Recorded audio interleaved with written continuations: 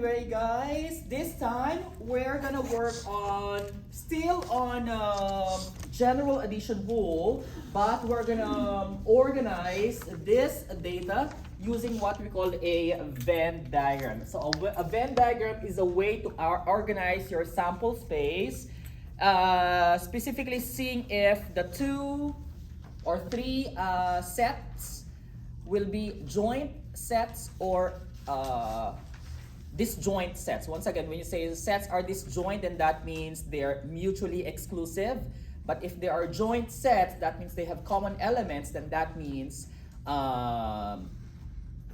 are not mutually exclusive. But anyway, let's read it here, number 37, okay? And see how we can work on this one. Tiff, let's read this one first, number 37, please. Thank you. Language spoken at home, according to the U.S. Census Bureau, the probability that a random selected household speaks only English at home is 0.784. The probability that a random selected household speaks only Spanish at home is 0.123. Okay, letter A, continue. What is the probability that a randomly selected household speaks only English or only speaks Spanish at home? Thank you. Okay, so how do we do that one in here?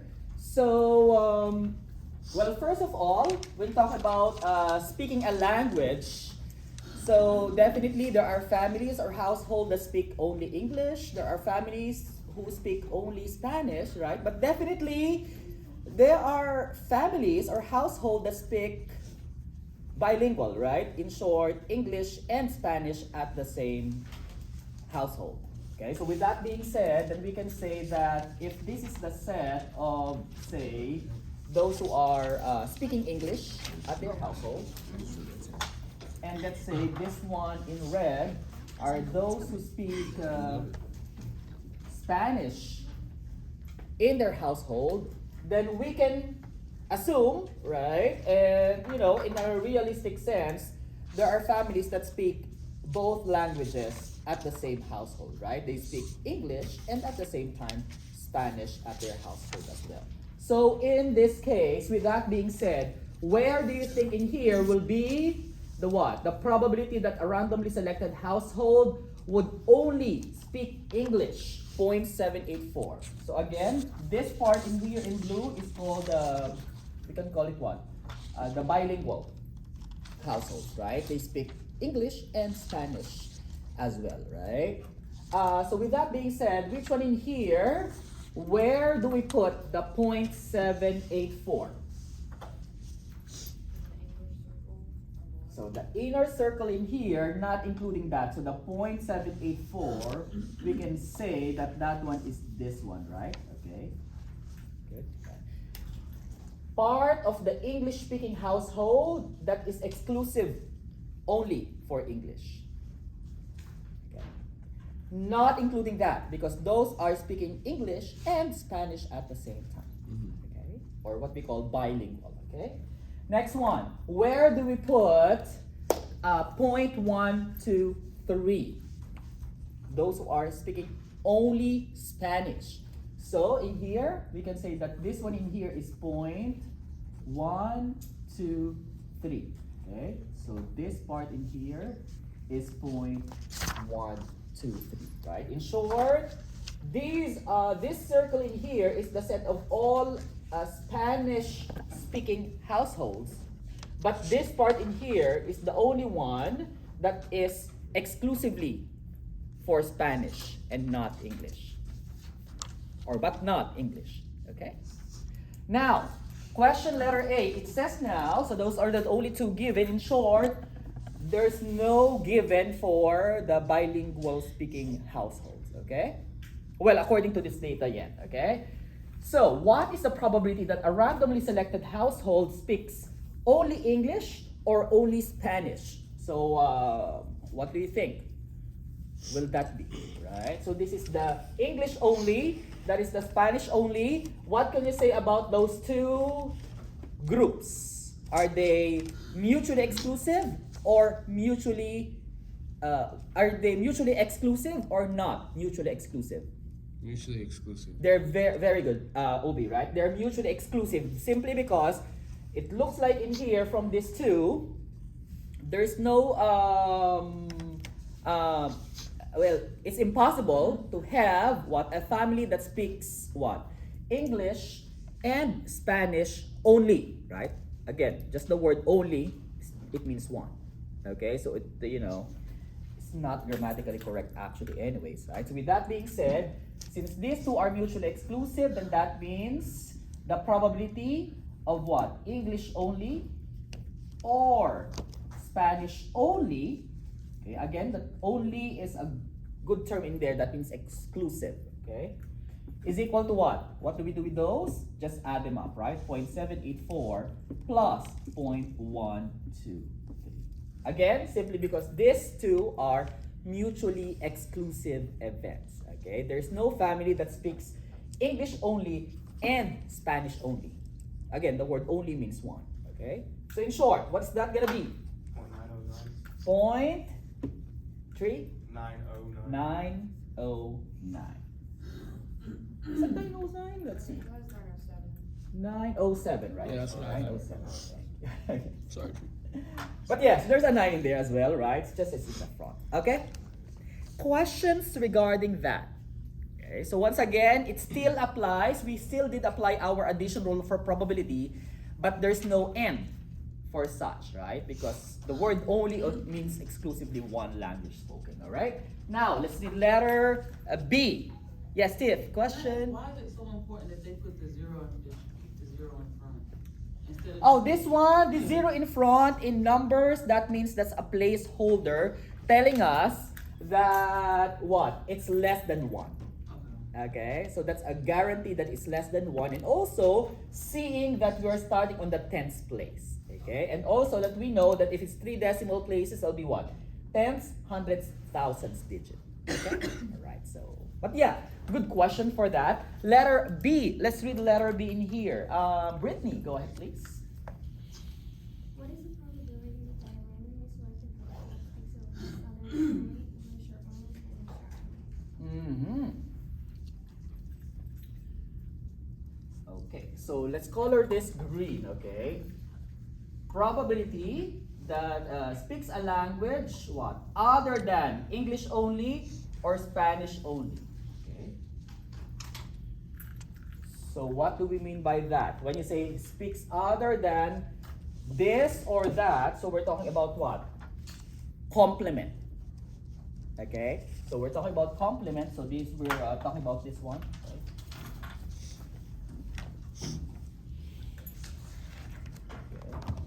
And we can put in here what? Other than, what's this again?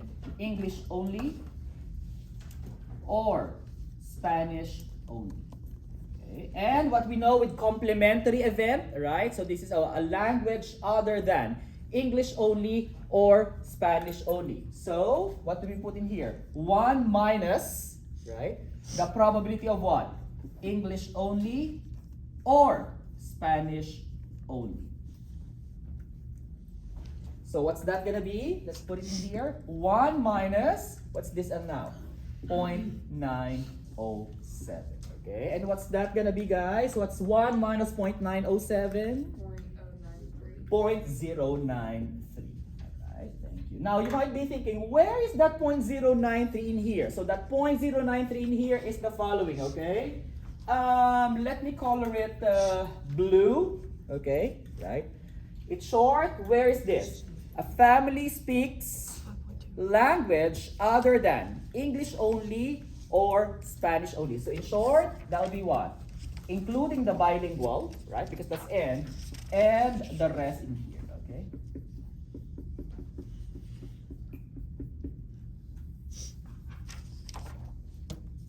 Got it? Okay, so this and all of those combined will be our what we call 0.09. Okay. By the way, you might be thinking, Mr. Deal, what is that rectangle in here? That rectangle in here basically is your entire sample space, right? That is all the households involved on this U.S. Census Bureau or responses. Okay? Let's answer letter C. Okay, let's answer letter C and look into that problem. Okay, Caroline, go ahead. What is the probability that a randomly selected household speaks language other than English at home? Okay, yeah. Speaks a language other than English only. Okay. So let's put it in here, right? Probability of what? Other than English only. And what's the best way to do that? Hint. You have the word other than. Greater than or least? Other than, that means not English only, okay? So that means what kind of event are we talking about? Starts with letter C. Hint, we already used that one in here, right? Complementary. A complementary event, right? So in short, you are talking about what? The probability that that household is not speaking English. Okay? Right. When you say speaks a language other than English, then that means all languages other than English. That's what they're using in their household, right? Whether that be what? Filipino, like myself, right? Italian, all right? Spanish, Russian, German, and some other languages, right? Other than English, right? So with that, again, hint, the word other than means not English only, okay? So that means what? What is this gonna be? 1 minus P of what? English only. Yep. Okay. Again, hint, the word not or other than meaning what? Complementary, okay? And that's it. What's that gonna be? 1 minus, what's English only again? 0.784, okay? And how much is that gonna be? 1 minus 0.784? 0.216. 0.216. All right.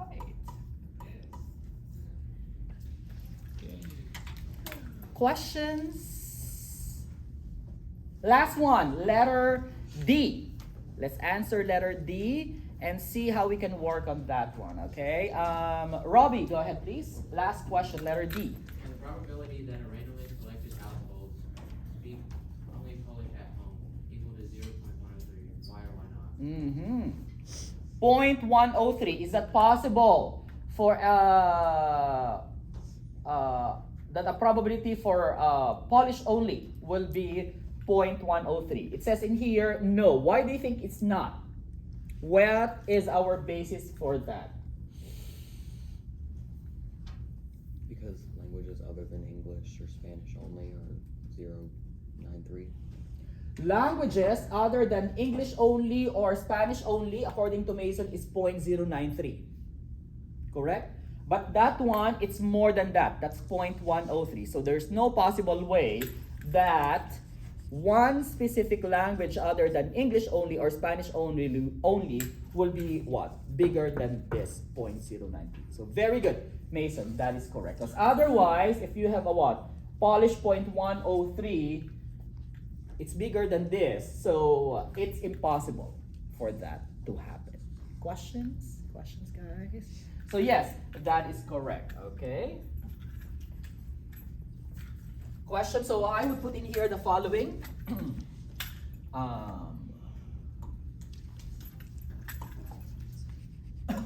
No, because what's this? 0.093. That's the probability of a household speaking a language other than English only or Spanish only at home is what? 0.093. And this is much less than what? 0.103. That's the probability or assumed probability that a household is speaking Polish only. So it's not going to be possible, right? It can only be possible if this is smaller than that, okay? But since it's not the case, then it cannot be possible since the probability total should be equal, okay? Now, let's go now to our what we call independent events. Okay, so here are our independent events, and talking about this one. Okay.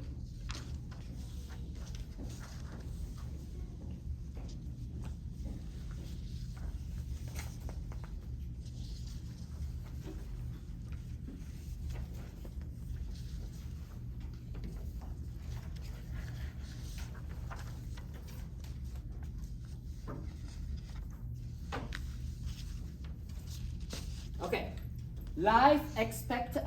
before the life expectancy, let's see first what we call our multiplication rule for independent events. So let's see what we got in here. It says multiplication rule for independent events tells us that what? The probability of event 1, event 2, and event 3 all happening, right? Event 1 will happen, and event 2 will happen, and event 3 will happen also is what? Simply multiply the product of each probabilities. Well. First of all, this multiplication rule only works if the events are what? Independent events. What do we mean by independent events? Okay, let's read in here. On top, what did we say? Mason, go ahead please. Event 1 does not affect event 2 occurring. Thank you, right? So if the occurrence of the first event will not affect the outcome of or the chance of event 2 happening as well, then we call them independent events. For example, with replacement. So when you say with replacement, for example here, let me get the okay, we got the deck of cards once again, right? So deck of cards. How many cards are there in a standard deck? 52. 52. How many suits? 4. Very good. Yeah. What's that again? Hearts, diamonds, spades, club. Okay. How many cards per suit? 13. Okay. Right. So the experiment in here is what? Picking a card. Okay. Okay, picking a card. Okay. So the first event, we pick up card. Mason, let's pick one card. Okay. So since Mason already picked one card, and I will not put that card back in here, so that is what? Without replacement, will that affect the outcome of the second pick? Yes, it will, right? Why? Because in here, how many cards do I have left? 51. 51. So it lessens the sample space simply because I did not put back the first pick in there. With that being said, then that means the what? The first pick actually affects the second pick because it lessens the chance, it lessens the number of cards as well. But once again, thank you, Mason. If I tell Mason, okay, can I get that card back and pick one more time a card, then that does not affect the second pick. Questions? Okay, so with that being said, that is what we call independent event. With replacement, if I get back the card that was picked, then that is independent, okay? But if, it lessens my sample space, then that affects the second pick. Questions and the other succeeding events. Okay, now let's use that one for this particular problem for what we call life expectancy. Good. The thing with life expectancy is this is the basis of actuarial sciences. Okay, when you say actuarial sciences, they're taking into consideration the life expectancy, right? Like expectation of life, definitely according to age, and that's the basis of what? Premiums, right? Insurance premiums for health benefits, for life insurance policies, even for term life insurance policies, is still the same. Okay, so life expectancy is the basis for that.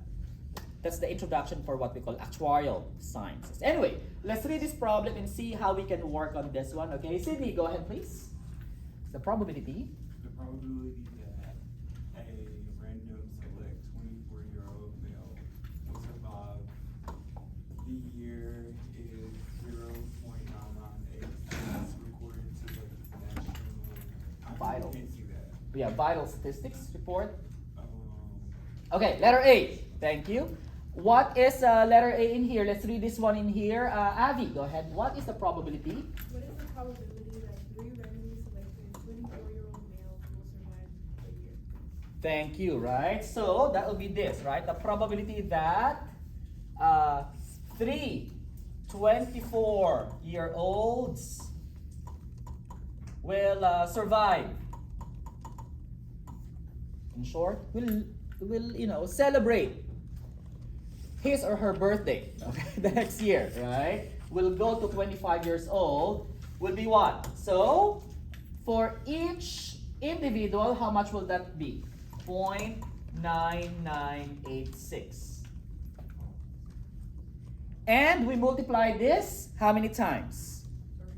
3 times. Very good, right? So we just get its cubic, right? Value, all right? Or product. So what's that gonna be? 0.9986 to the 3rd power. That's the probability that 3 randomly selected 24-year-old males, okay, will survive going to 25. And what did we get? I got 0.996. 0.996. And again, the approximation of this one, typically they would tell you on the homework if it's 3 decimal places or 4 decimal places and so on. Okay? Next one in here. Let's read letter B. Okay, let's read letter B. Brett. What is the probability that 20 randomly selected 24-year-old males will survive the year? What do you think, guys? So, similar to this one, but raised to what? 20th. 20th power. Okay, so that would be what? 0.9986 raised to the what? 20th power. Questions? Questions, guys? So basically, that's all we got for what we call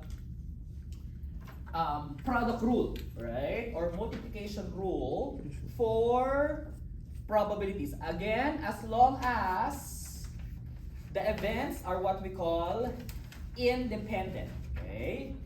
In addition rule, we're concerned about events being what? Mutually exclusive or not mutually exclusive. But for multiplication rule, we're concerned about events being what? Independent or dependent from each other. Usually the key word for experiments for such would be what?